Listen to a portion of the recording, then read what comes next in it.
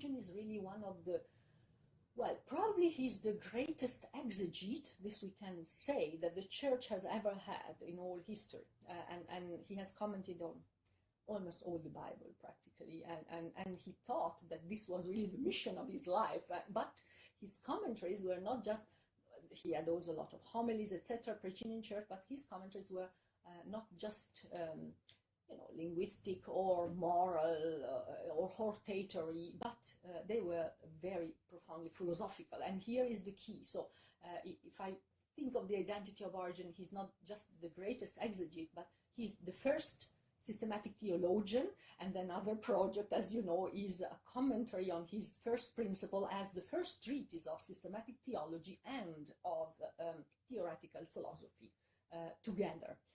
So the first Christian treatise in these both of these senses, and this again is a huge endeavor, and there was nobody before Origen who did anything like that. And actually, after Origen, we will have to wait many centuries for before having something comparable to that, which is John the Scotter Eugenes Perifusion. So something and then again this is 9th century, so how many centuries after, and then again another several centuries after with Thomas Aquinas, Summa Theologiae. But of course with Thomas we are already in a totally different world. So both Origen and still Eugen are really in patristic philosophy and theology. With Thomas Aquinas we have already scholasticism, there's a lot of patristics going there, but still. So this is just to say Origen, greatest exegete, the first systematic theologian, the first one who brought in really seriously, much more systematically than Clement already did, of course, and then Justin maybe already did. So who brought in really Greek philosophy, brought to bear very heavily onto Christianity, and he wanted to show that Christianity was absolutely not the irrational religion that was, or even superstition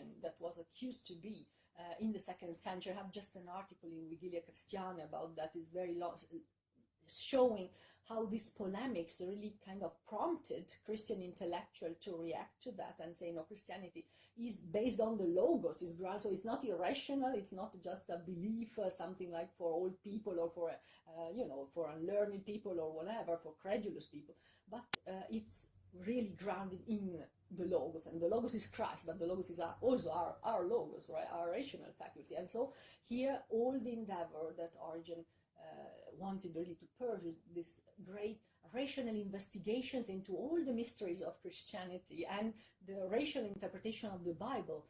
Of course, there was so much from Greek philosophy he took, especially Platonism. I do think that he wanted to construct an orthodox Christian Platonism against both non-orthodox or heterodox Platonism, such as the Gnostics, who were not orthodox Christian Platonists, Marcionites, they were not non-orthodox and non-Platonist either, and also against other philosophies so that were non-Platonic, but for instance Stoicism or Epicureanism, and even Aristotelianism. He had very heavy grudges against us, so he really had a lot of criticism, and sometimes people don't really think that he was really Platonist, but I do think he was. But again, a special Platonist, he was a Christian Platonist, and this changes lots of things, of course. So, yeah, again, we should stay here for hours about Origen. Well,